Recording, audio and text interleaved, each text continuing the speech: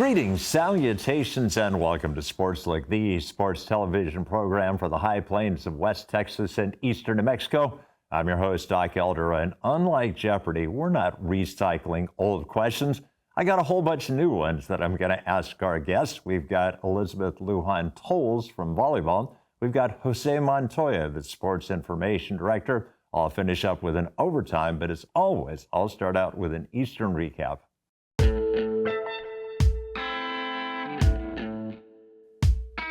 One of my catchphrases when I broadcast sports is when a basketball player is attempting to throw a pass and I say, looking. Well, that's basically what our team sports are doing right now. They are looking for their first win of the season. Greyhound football played well against Angelo State, came up a little bit short. Volleyball, they're playing well, getting better. They came up a little bit short in their matches, as did women's soccer. So hopefully by this time next week, we can talk about them finding what they're looking for.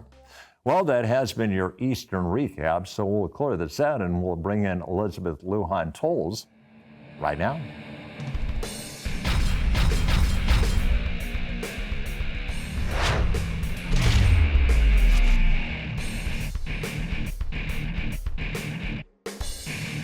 Welcome back to SportsLook, and a privilege to bring to the set of SportsLook Elizabeth Lujan-Towles. Elizabeth, welcome to the program.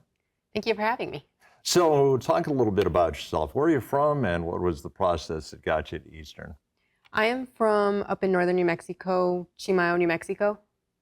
The process that got me here was a little bit academics, but definitely on the running side with how great the coaches are and everything, and getting to have an amazing team to work with. And which high school did you go to up in northern New Mexico? Powahka Valley High School. And was track your only sport growing up, or did you play other sports and track was just clearly your best? I grew up playing a bit of basketball, but as I got into high school, I switched to mainly doing running year-round, diving into cross-country and track and field.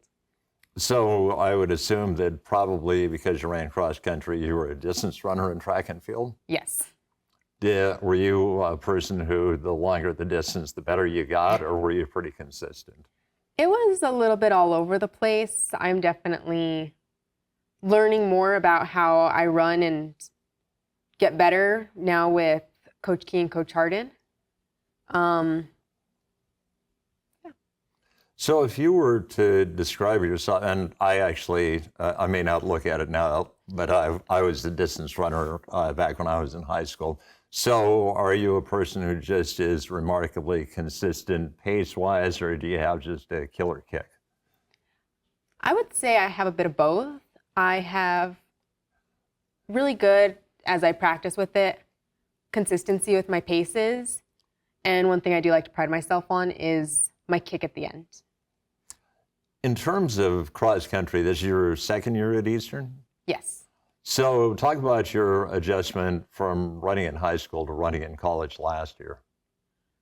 Running in high school to running in college was definitely different on a team-based status, where it was mainly just me running as a distance runner up in the northern areas. We don't have many people that go out and run those long distances just to do it. So that was definitely something to get used to, but I have enjoyed it tremendously. And then a little bit of the training. It's been something new, but I like it. Now, you see, you have taught me, we've only been on the air for like 3 minutes, and you've taught me something, because my perception of northern New Mexico is that people go out and run, and because you're running at altitude, you're going to be really good distance runners. But you didn't have like a whole bunch of young ladies that were LCATs on the cross-country team? It depended really on your area. Up in Los Alamos, they definitely had a lot of athletes that were going out and running. But at Powahka, it was very few of us. Interesting. Okay. Well, see, that's why you can never make assumptions. You have to actually ask the questions. Your freshman year, how did it go? What was the high point of your season in cross country? Freshman year, high point was getting a PR and breaking 20 minutes. And for people that do not understand the terminology, PR is personal record? Yes. Yeah.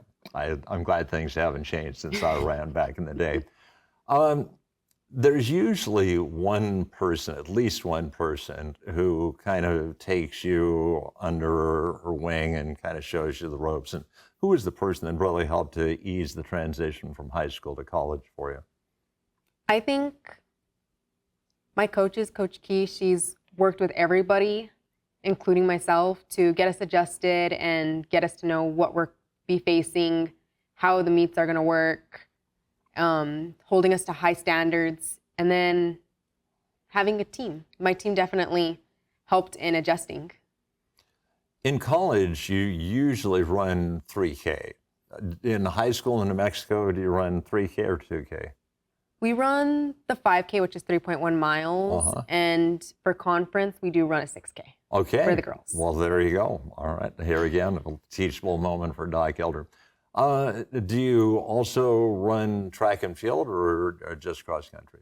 I run track and field too, yes.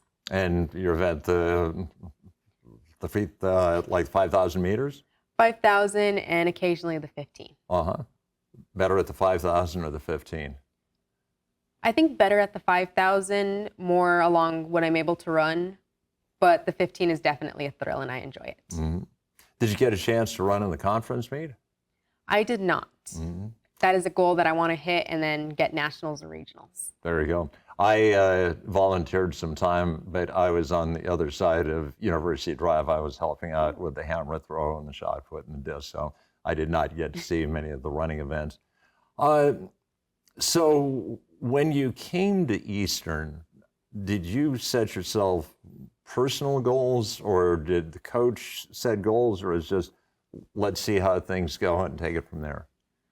As a rebuilding team, I think it was a bit of both. We all have high standards. My goals was just to be better than I was at the last race, to run my own race, and to eventually, my big goal is I want to run up with some of the higher ranking athletes.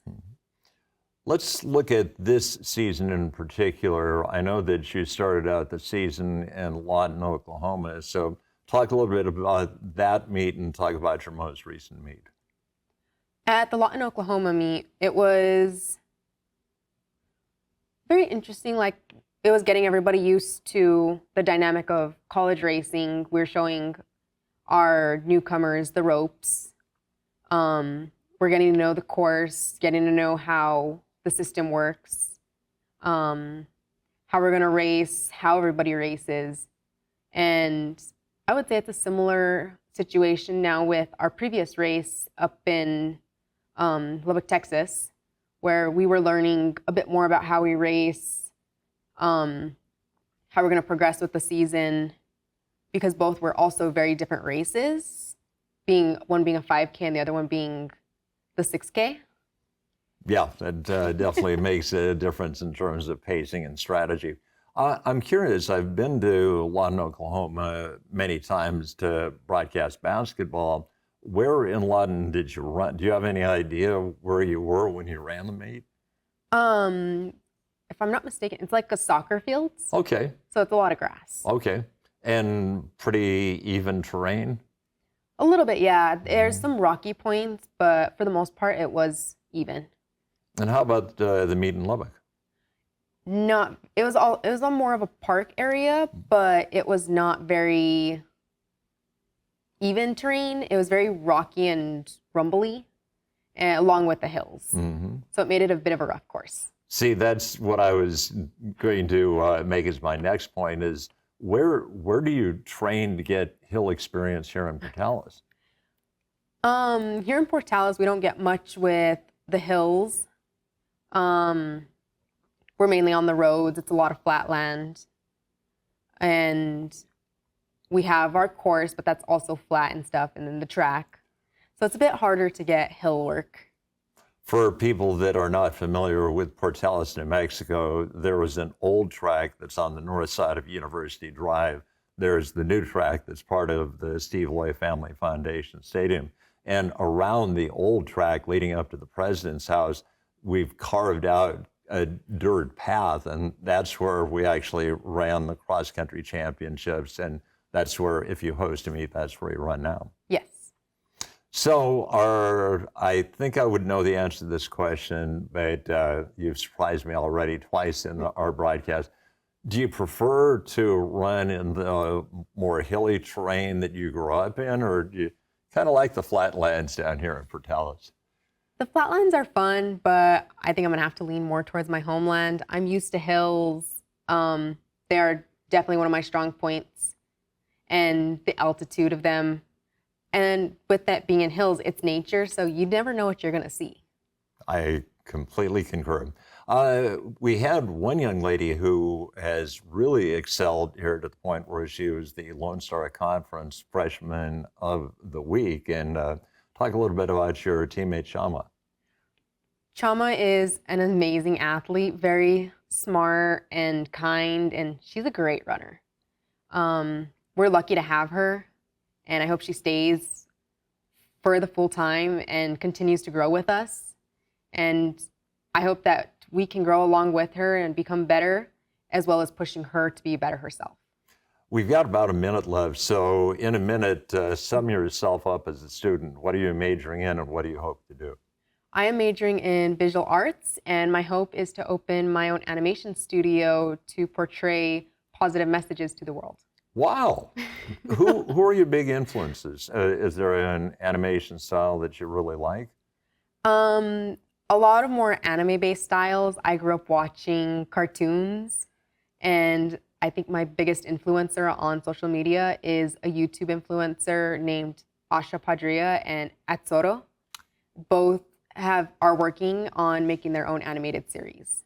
Okay, so I gotta put you on the spot. What's the best anime series of all time? Sailor Moon. Okay, Sailor Moon. I'm glad. I love that show. I used to watch. My son was a huge anime fan. Well, Elizabeth, congratulations on the success that you've had here at Eastern so far. Best of luck, and I do hope you get to the conference meet and hope you get to nationals. Thank you. All right, well, that is going to wrap up our first interview segment. So what we'll do is we'll clear the set, and then we're going to bring in Jose Montoya right now.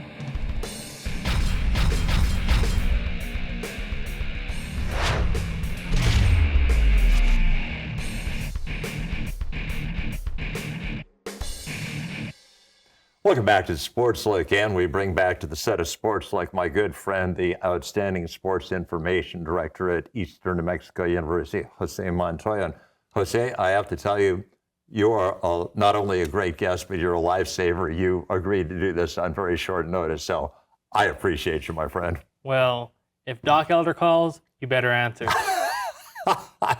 You're too kind. Well, Jose, we are in the middle of, well, actually the first third, I would say, of fall sports. We've seen the Greyhound football team, but we have yet to see volleyball and women's soccer for an official match. When are we going to get our first chance to see those teams? Right, really exciting opportunity for women's soccer fans. Guess what? They'll be here this upcoming Saturday, so looking forward for that matchup.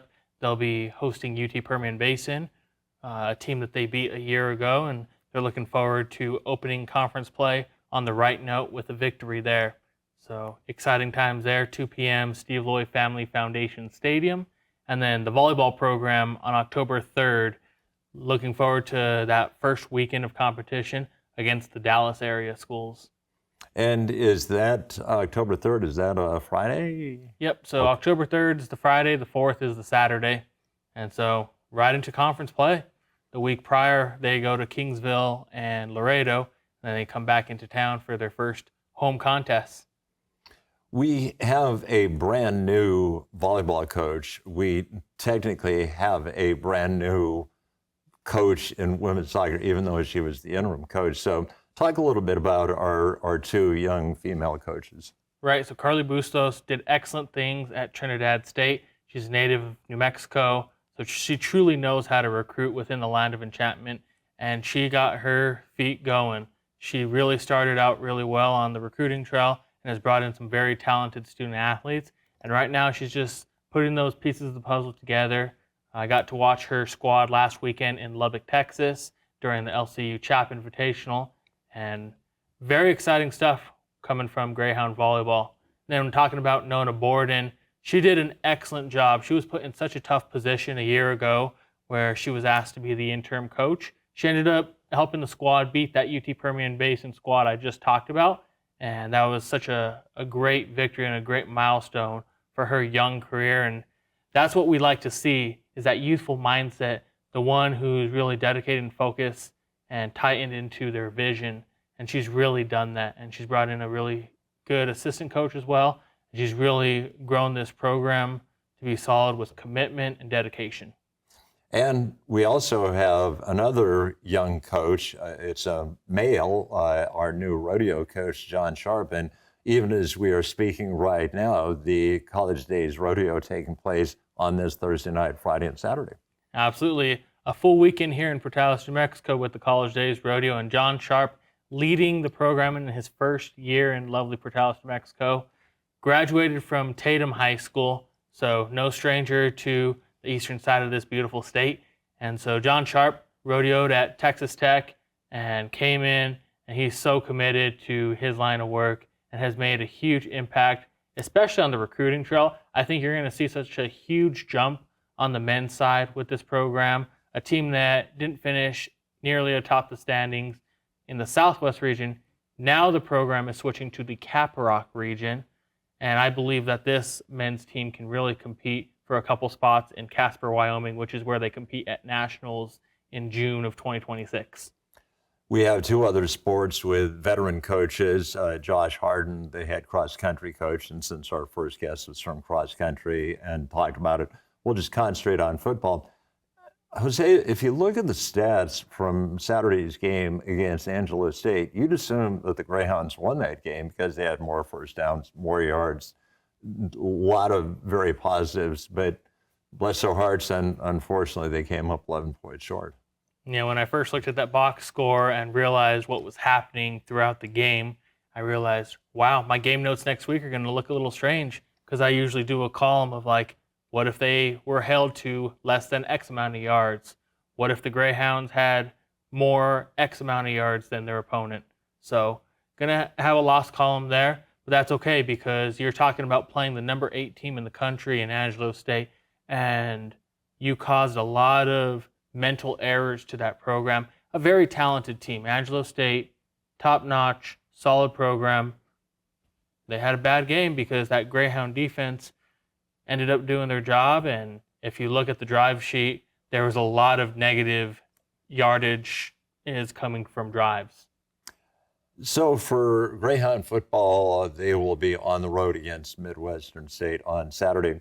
Let's take a look a little bit further into the future. After a one-year hiatus, we're bringing back inductions for the Hall of Honors, and we have a fantastic class that's going to be inducted.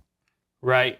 We couldn't choose just one, not 2, not 3, but 7 honorees for the Hall of Honors class this year. Very excited about that. A couple key names when it comes to football, cross country, talking about softball. So many great, valuable names. One of them even being one of our coworkers, Andrea Lott, known as Andrea Aguilar, at that moment in her playing career.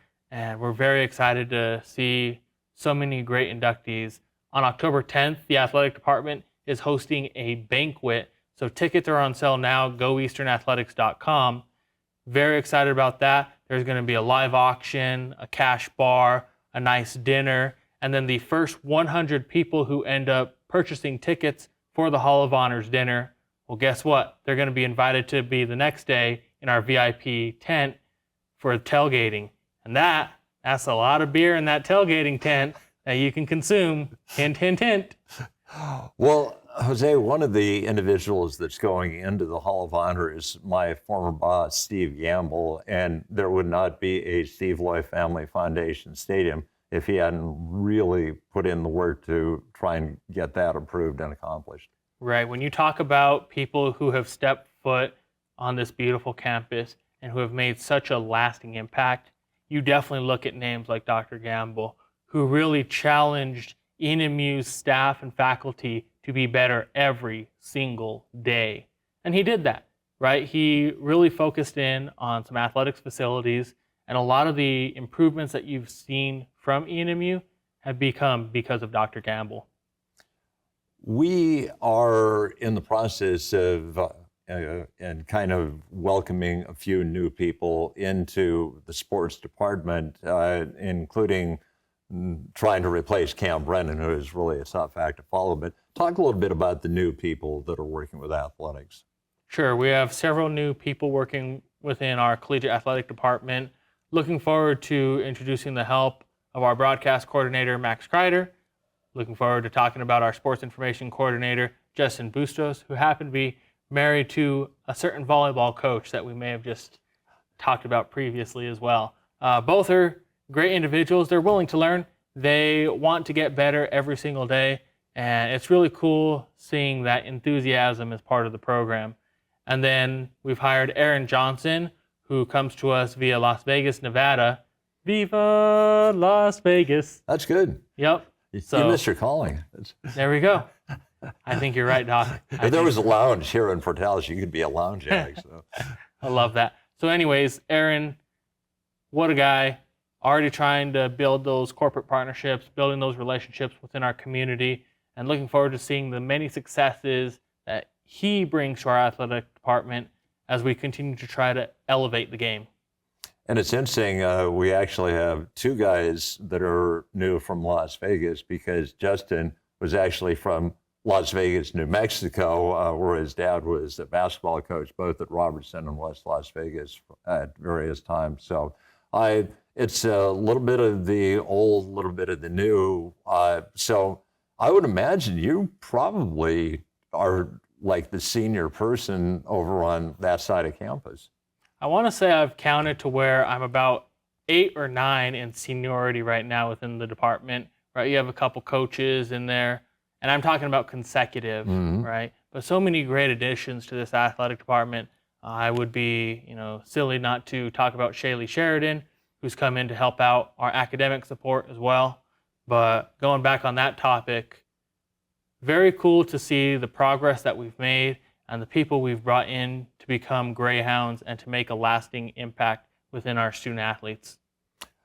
We'll talk a little bit about the fact that back in the day, 15 years ago, there was a Greyhound Club, and we would encourage people to contribute money to Greyhound Club. Now it's a little bit more pinpointed, where you can specifically say, I want to contribute money to this program. And if people watching this show would like to contribute, how do they go about doing that? Right. We talked about that October 10th Hall of Honors dinner banquet. On that day, we're going to introduce our annual giving plan. And that's to Eastern New Mexico University as a whole. And we're really tying into that, because if you're consistently contributing to our success for our Greyhound student athletes, that only helps us plan for the greater future for all of our programs. And so it's really exciting, and I'm looking forward to seeing how it continues to make a change every single day. Women's basketball, women's soccer, softball, men's basketball, you name it, right? You're going to be able to pinpoint to wherever we need the most impact, and there we go. Boom, bada bing. One thing that we did not know last year when we did our last Sports Look back in May is we did not know the greatest Greyhound male and the greatest Greyhound female. We do know them now, and they both swung a bat. Yes, Diamond Sport student athletes. It was really cool to see that honor bestowed on those great individuals. You're talking about Lainey Lucero on the softball diamond, who did an excellent job, and then our baseball student athlete, Lujan-Towles, who had probably one of the best walk-up songs you ever did here. Yep. So great student athletes who have gone on to do great things, and we've invited them for that Hall of Honors dinner to be recognized in front of those distinguished folks. So if people do want to know more about Eastern Athletics, we've got a pretty remarkable website. So please run that by us. Well, I'm only on this website about 14 hours a day, and it's called goeasternathletics.com. goeasternathletics.com. Pretty easy. Well, and last but not least, in the 30 seconds I've probably got left, congratulations. You are now a 2-time winner at the prestigious Stone Invitational Golf Tournament at the Portales Country Club. Yes, I am. So back-to-back champ. why not make it 3 next year? Well, there you go. I'll be out there cheering you on the 18th green. So, Jose, seriously, thank you so much for being my guest, and go Hounds. Go Hounds. All right, well, that is going to wrap up the interview segment of SportsLook, so I'll finish up with an overtime right now.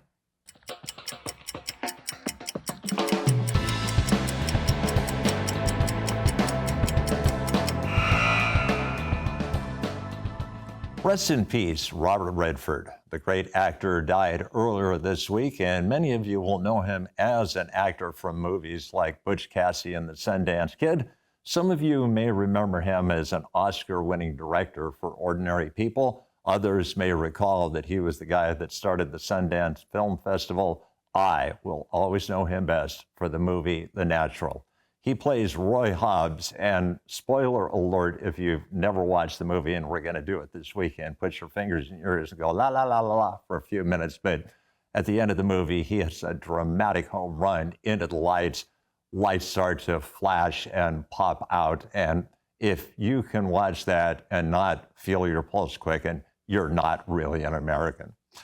Well, that will finish up in overtime, and that will wrap up an episode of SportsLook. I'd like to thank my guests, Elizabeth Lujan-Towles and Jose Montoya.